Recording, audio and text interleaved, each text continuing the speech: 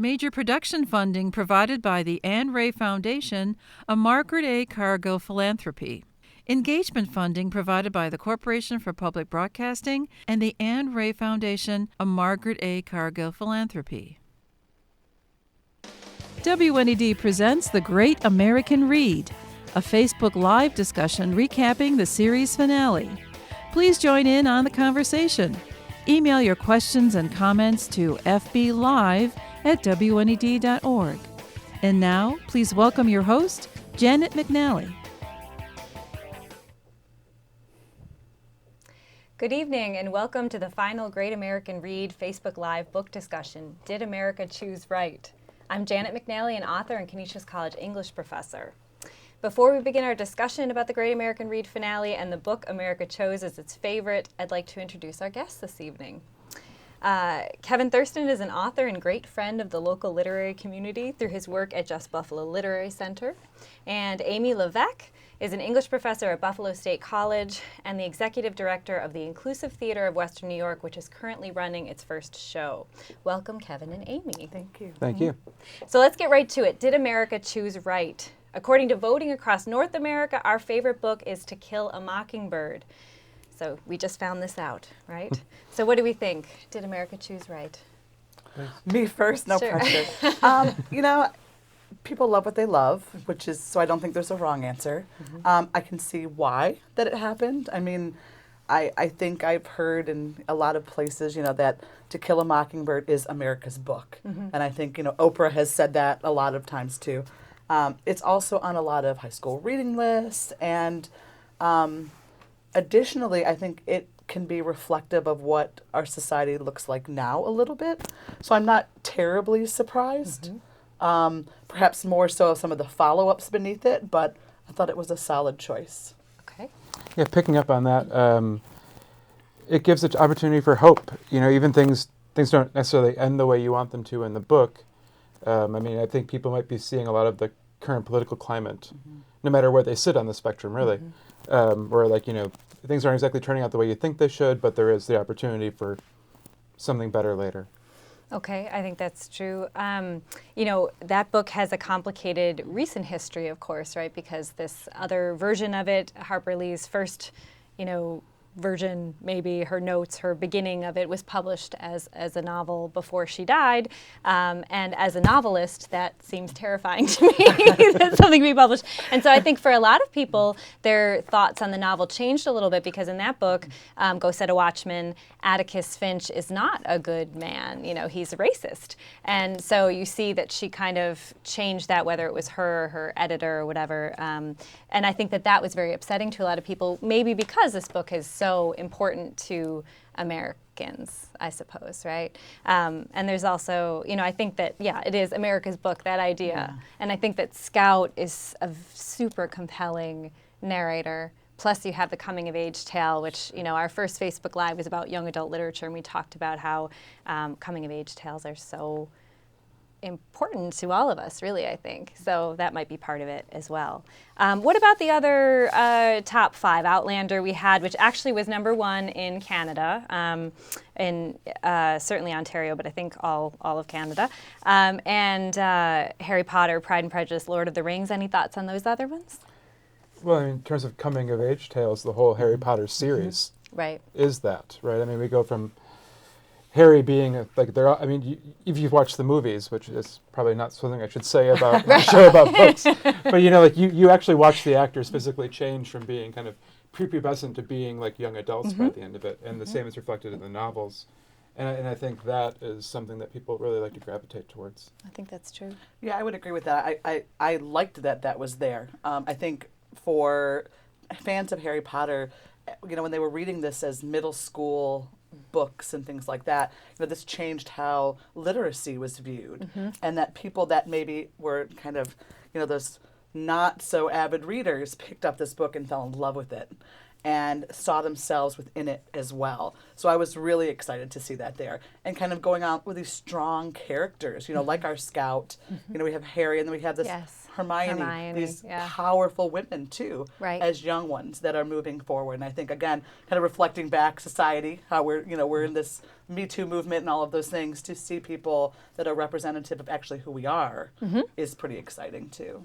Well, that's true. you don't form the same emotional connections with music or people or anything like that you do when you're a teenager. Right. So I mean, reading about teenagers, I think, puts the reader in a state of empathy with that age group. Definitely. And so they Yes. tap into all of that from when they were younger. I think that's definitely true. I mean, as a young adult writer, I write for adults too, but I have always felt really connected to that time. And so many grown-ups, I like to call them, read, YA books because of that reason. I think that's just a time where there's so much change, and it lives in your brain long after it's done. So Yeah, I everything's think, the most important thing ever. right. Yes, And I now think I'm that's just true. tired. Yeah. And that No, I idea think of that's true. hope too, like that kind of transcends what we had for To Kill a Mockingbird Right. as well. That there's hope for better things. Absolutely. And that change can happen. We're all catalysts for it. Yes. Which is really cool. And once again, not everything turns out perfectly, Absolutely. right? And you lose people you love or whatever, which is a very real thing, I think. Yes. So how about something that's, older and very British, like Pride and Prejudice here? Thoughts on that? I'm kind of happy to see some of the classics. That was my Yeah. Facebook Live discussion. Right. And we were kind of talking about what makes a classic a classic. I love that it was there because, again, that same kind of story where, you're learning to navigate life. Right. And that sometimes things happen that are good, some things not so much. But I also like, some of the things they're doing online with, like on YouTube, they have the Lizzie Bennet Diaries Sure. and all of these things. I think that, depending on our demographic, might be influencing why these things are chosen also. It's opening new viewership, which is super cool, especially, because the Brit stuff is awesome. Right. Well, I would say, out of the top 5, this is obviously a personal opinion, but I think Jane Austen has the best literary chops out of all of these writers there in the top 5. And so that's kind of nice to see from a stylistic, literary perspective. Sure. No, I think so too. There's a reason why that book, the characters are one thing, but the writing itself is another part of that. Remember that you at home can participate in our conversation by leaving comments and questions on the video, and they'll come to us and we can talk about what you are interested in talking about. We none of us have read Outlander, which was number 2 and number 1 in Canada, and so we're going to read it. It's on our list. Yeah, we're going to read We it. And apologize. yes, we Sorry, do. Canada. Sorry. We still love you. Yes, we're on it. We're on it. And not that I have, I love time travel. I think from what I've read of it, it has a strong heroine, and, that's very important to me. So, and then the last of the 5 was Lord of the Rings. Any thoughts on that? The heavy fantasy, high fantasy. I think we're back to, it's a great, long story, right? It's a plot-driven kind of thing. Right. Not that the characters aren't memorable, they are, of course, but, Right. you get to read a lot of pages before you get to the final conclusion. And I think there's a satisfaction and a payoff of going that far down this road and then seeing what finally happens. That's really interesting thinking about series, thinking about Harry. Is that some part of why things become beloved when there's more than one book? Outlander, right? There are tons of them. And so there's that payoff, and you get to spend all this time with these characters and like you said, see them grow up or whatever. Well, I think series have a kind of an unfair advantage. I think that's true. Yeah. Because the characters do become part of your life, especially if you've grown up with them. Or maybe not so much growing up, but you commit yourself to 5 books or whatever. You do become, in love with those characters. They're why you read it. And then their journey.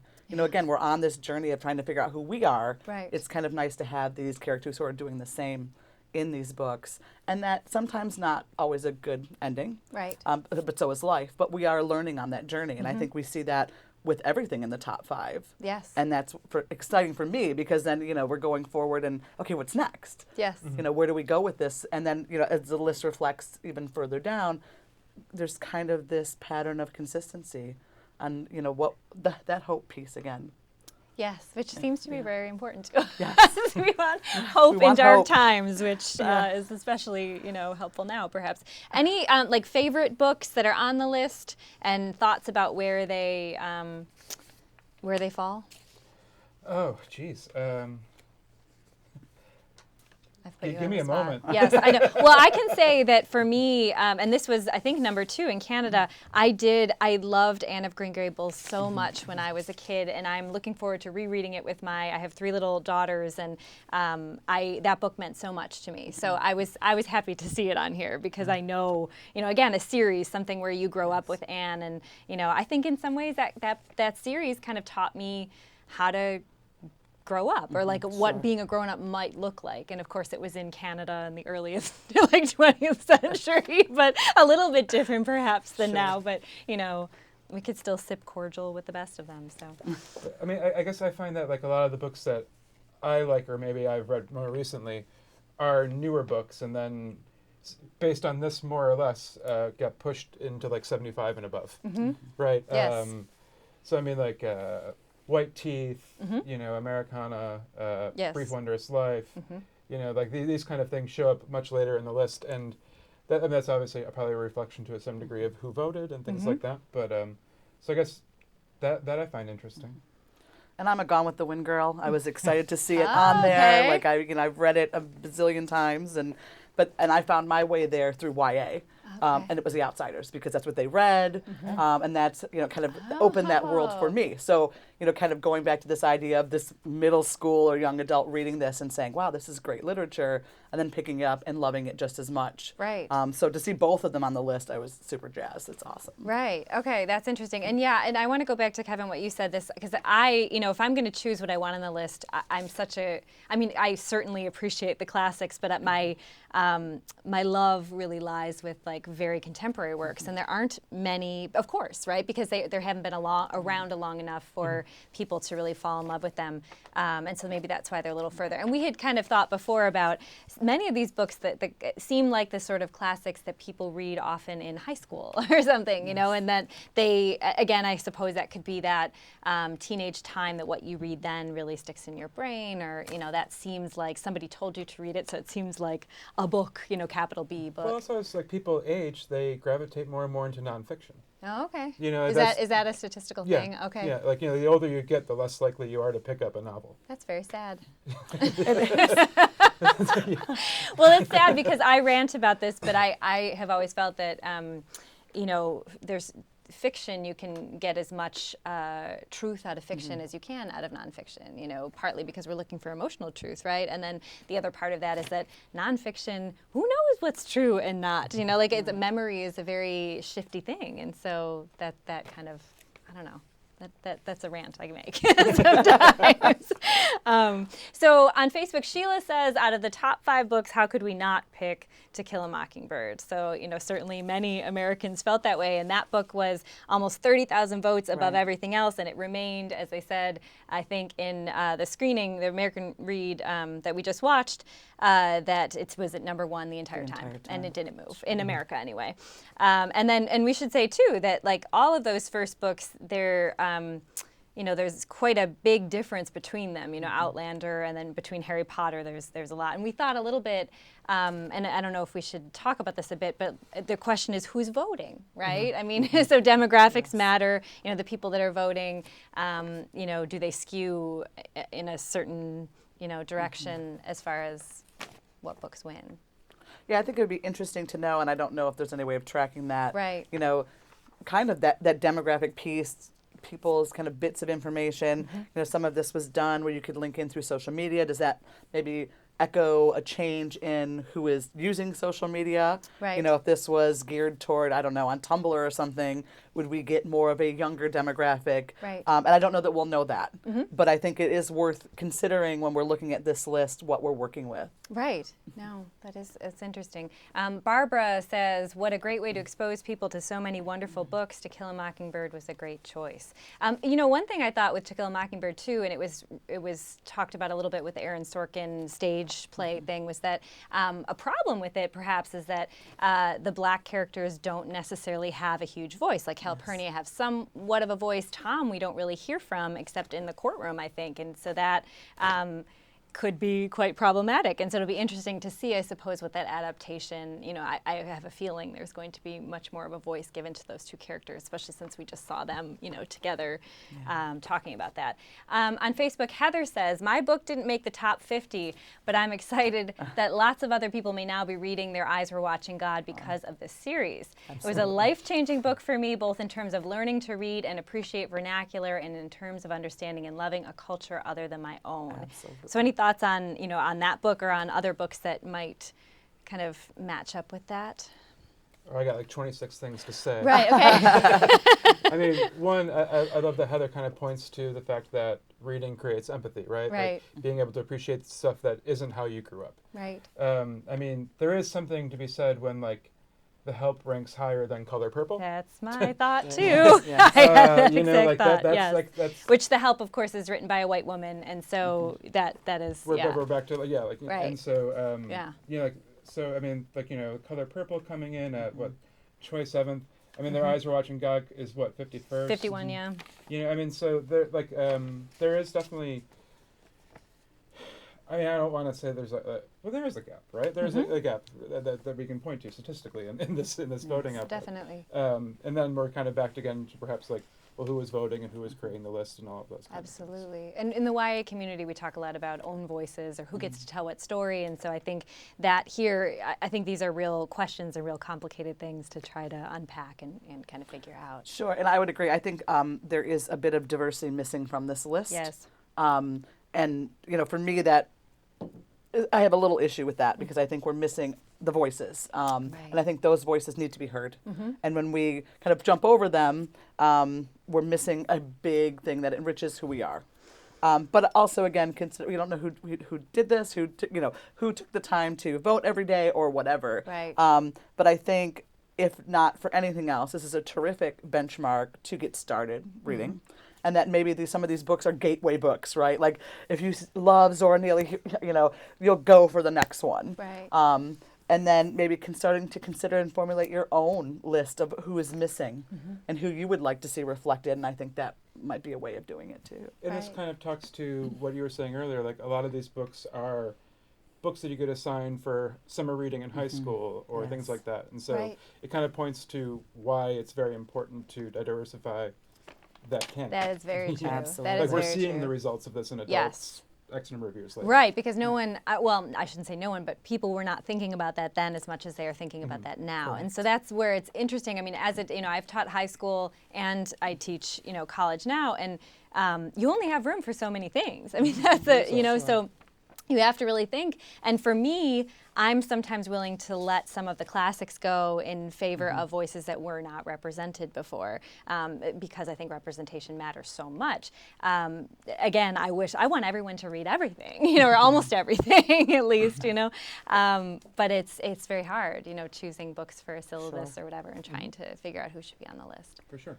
Yeah. So books that you think should be on the list, specific books or just things you'd like to see more of? I want to see more diversity. Yeah. My kind of area of specialty is disability. There's a lot of disabled authors that aren't necessarily reflected. Right. And then I also would like to see more people of color on that list. I don't see Latino writers.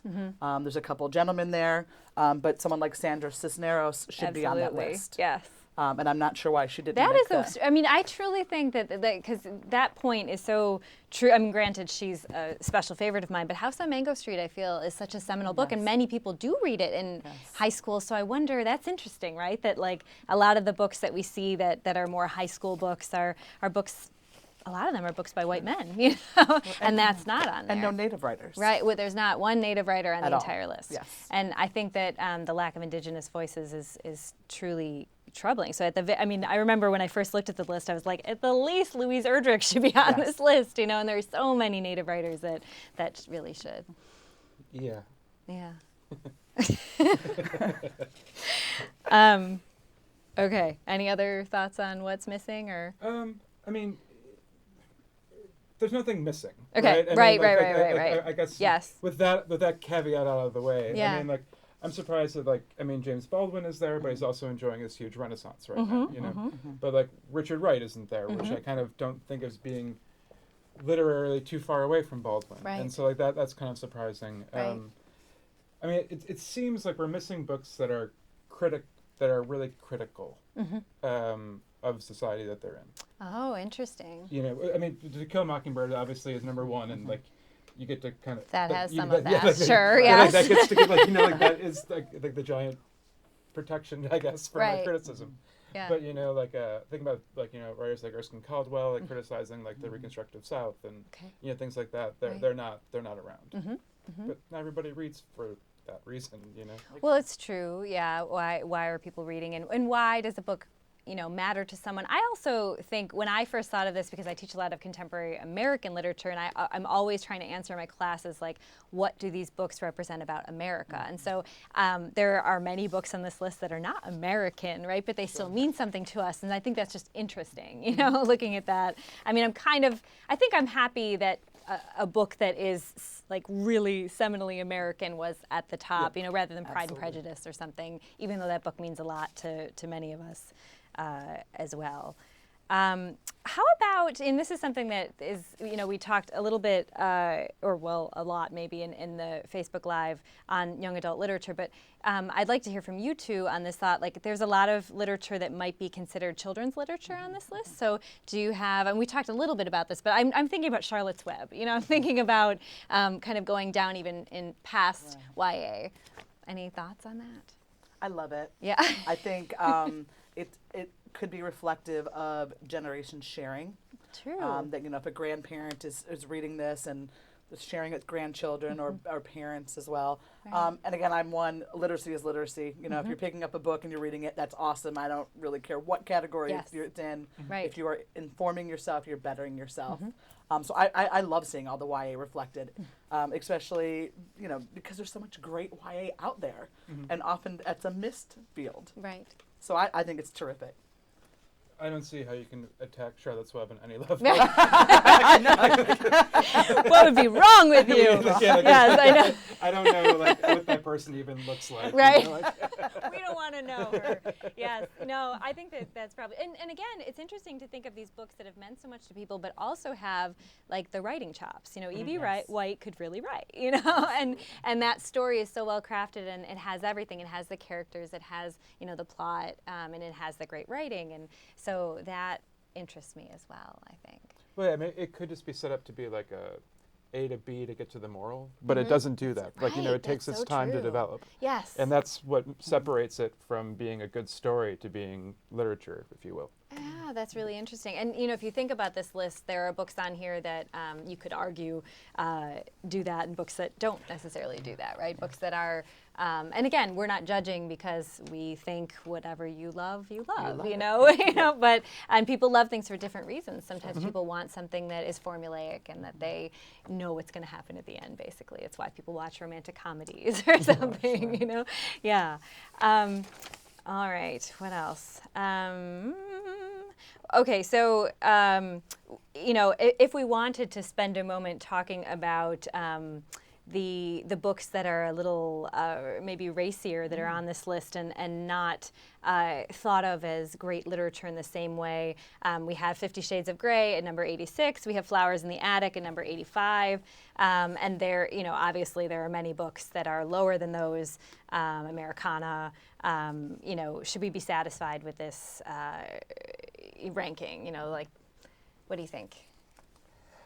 I mean, I don't know, because when you take any novel essentially written and throw them all into the same pile, right? It's you are having apples, oranges, steak, and pizza, all trying to be ranked, and that gets a little tricky. Right.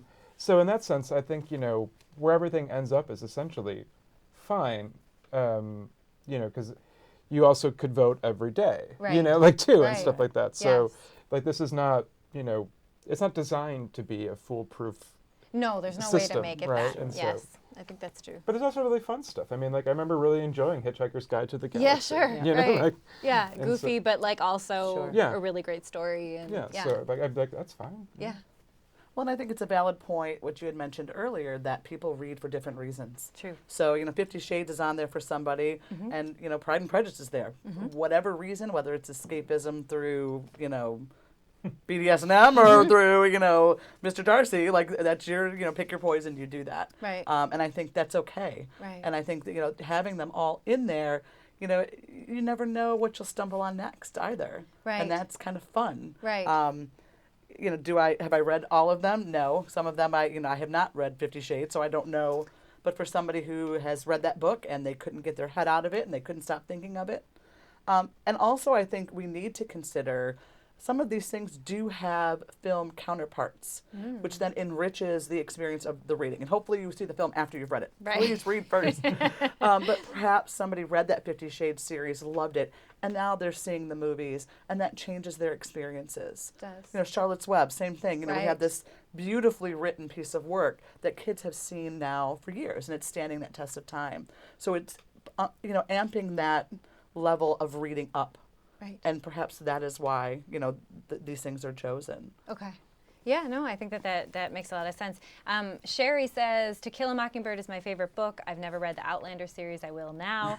She's with us. Right, I know, yes, we promise. Yeah, and Chana says, I don't think there was a right or wrong choice. This event brought out creativity and awakened the old-fashioned pastime of reading. I loved it and wanted to join groups of readers. So maybe our final thing could just be thinking about this whole project and what, what that means to us. I mean, what I think is really interesting on this list for me is that there's books that I read when I think I was like 10, books I read when I was 15, books at 25, books at 40. Right.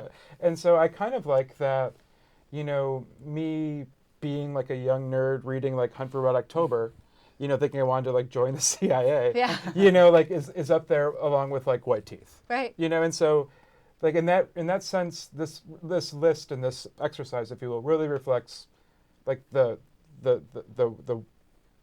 full scope of what is, with the exception of like Indigenous writers missing and like, all the things we've covered. Yeah. But it does cover like a really a lot of ground. I think that's true. Yeah, and I loved it because I remember, when the iPads were coming out, there was this big discussion. The book's dying.